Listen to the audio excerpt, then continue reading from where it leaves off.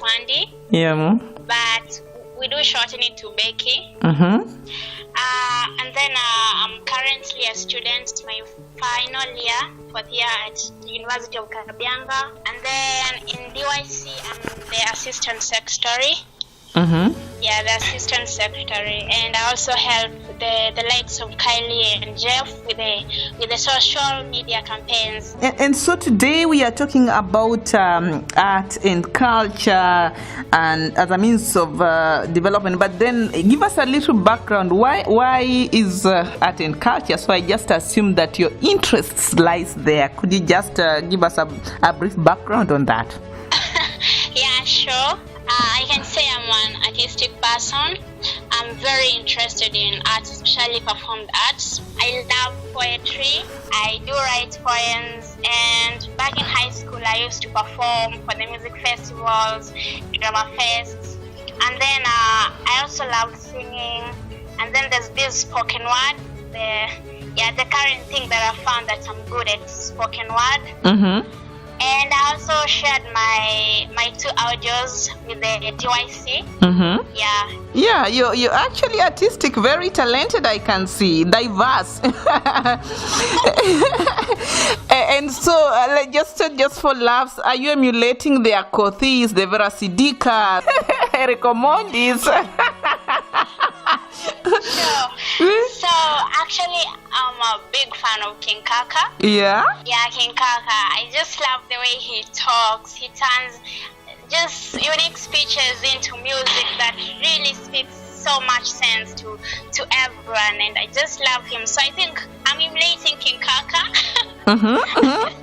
Yeah, he does inspire me a lot. So you're more in tune to contemporary art, performing art, mostly the spoken word, the production of phrase, poetry, in terms of communicating a message. Yes. So how can this form of art be a means of social change, let's say social change or development? So you find that art is a very, very important instrument when it comes to social change and development, and we can't assume its importance in our development. Firstly, on employment, we find that some artists have made the art thing their career. Such that, and you find that through this, we have reduced the levels of social evils. You know, when you get yourself busy into art, maybe you become an artist, a musician, an author, anything. You just keep yourself busy.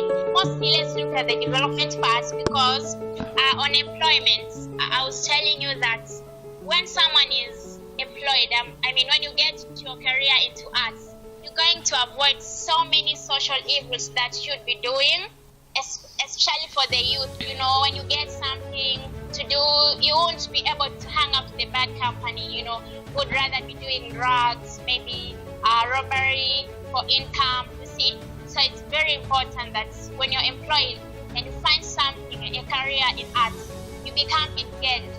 And this will earn you a living, and you won't do the other social evils that I just mentioned. You also mentioned that you are finishing a student at the University of Kabianga. So my question is Kenyan institutions of higher learning, do you think they're investing enough in art and culture as a sort of a professional alternative for students? I'd say that there ain't that much. In fact, most of us are really left out because there are no avenues for you to grow your talent unless you just look for your own ways of doing that. The institution will only offer the lectures, that's all. And maybe for the music festivals and drama festivals. But anything apart from that, just your private arrangements. And so it's kind of hard. Many people are really left out of that. So they can't really develop their talents unless you follow up and just work hard by yourself. So I'm actually assuming now that your study is not in art at the university. What are you studying? Exactly. I'm studying agricultural economics. Agricultural economics and resource management. But at some point you are told agriculture is the arts. Interesting. Yeah. Agriculture is the next question is that how do you connect your academic specification, that agriculture and economics, how do you connect it to performing arts? I think that part only maybe on agriculture being an art of production, livestock, and but really, I don't think what I'm studying should be entangled to my interests. Some points, this is Kenya. You're called for a course that maybe you didn't want. You're just forced to go with the system.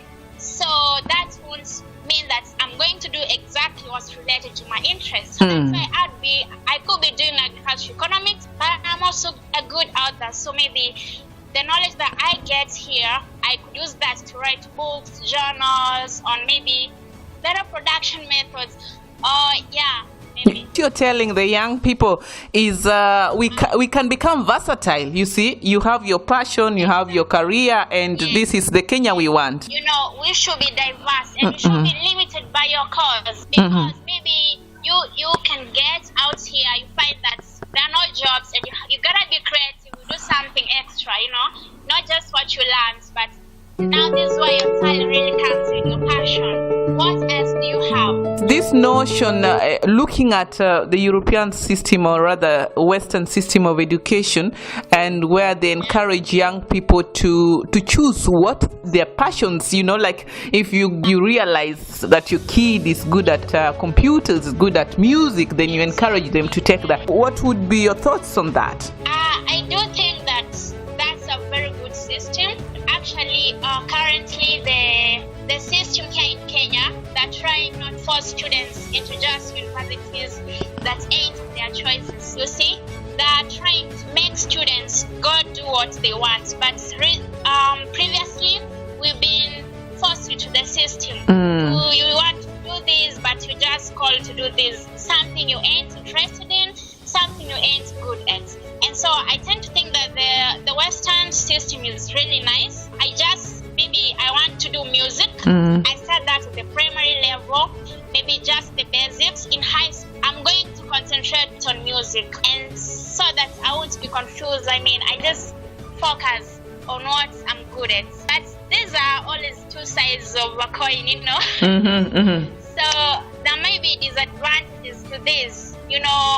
For such things like games, you might focus on football or hockey. Then it reaches a time you get an accident. You can't do that no more. So you see, what will you do? So I think it's two-sided, and Going back to your argument that it's good to be diverse in various activities or engagements.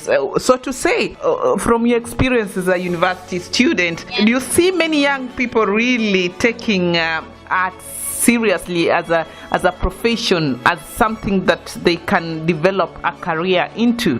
Actually, I have so many friends who since first year, they came here. Maybe some are doing education science, and actuarial science, but they have also majored on their interests, but that's part-time. I have a friend who just recently, he started a studio over here.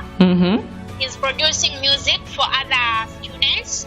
He's also a performing artist, and I think that's really nice because he's helping some of us who aren't able to access a studio and do the music. And also we have talents here that are diverse, but the only problem is we don't have the avenues to expose us. So that's a really big challenge. Find that there are DJs, MCs, poets, debaters, public speakers, but we ain't supported. The university doesn't support us, and so you just do your own thing. It's your own little level. And so you mentioned a very important point, and that leads me to the focus, the Kenya Diaspora Homecoming Convention. It is a platform where you can get so many partners, people who are engaged with various projects, and the theme is youth knowledge management. Rather, if you're given a platform to really air out issues to do with culture and social change and development, what would be the message that you'd want to put on that platform? I'd really want to make those people or those partners those willing or potential people who might have know the challenges that we as upcoming artists and those that are still in the cage, those who have talents and have not been given the opportunity to come out, I'd just love to show them the challenges that you are facing, and maybe from that they'll be able to pick up and maybe air out those challenges and help us. For example, you find that the first thing is resources that are very inadequate. You know, art is also a business, and businesses require resources. We need capital, we need cash to record. For example, you find that just to record one song can take to around 5,000 to 10,000 at a cheapest studio. And for some students, that's a lot of money to raise. And so the first thing, we really need funding to get going, to get started, because we can't do it without cash, even if we have the talent. That's the one challenge that we have. Another thing that we have in the industry is that there's no actually on market identification. Yes, I have recorded my songs, I have written a book, or I have an idea of what I want to do, but how will I identify my market? How am I going to hit? How am I going to get the attention of my audience? So that's really, really a major challenge. And then there's this issue of upcoming artists have the problem of establishing themselves, right? We also have big fish in the industry. There are those old artists who've already made their names, they're already trending, and there's no you going to compete against them, really. And they'll always produce music. So for you to be recognized is very hard, very, very, very hard. Unless you have, it's very hard, you know. And then there's sort of cartels. You also have cartels. It's so hard to break into cartels. Unless, it's very hard. Another thing is lack of support among ourselves. For example, the Kenyan studios, the radio stations, you find that they're only playing music from Nigeria, TZ. They can't promote their own artists. So you find that it's kind of tricky. Your song is there, you haven't been heard for a month, but foreign songs are being played and they're trending. So we really need to support ourselves. And that's another challenge that the Kenyan artists are having. And also maybe let me talk on the fact that in Kenya we believe education is everything. So arts isn't given that opportunity, that importance, that it can also get you somewhere, you know. If you want to do art, do it as part-time.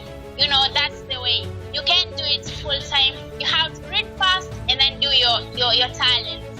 So that's another big problem that we should also look at. Just to incorporate ways for support, for awareness that art is also important and it can take you places and it can also make a very, very big change in the world. Yeah, awesome discussion there.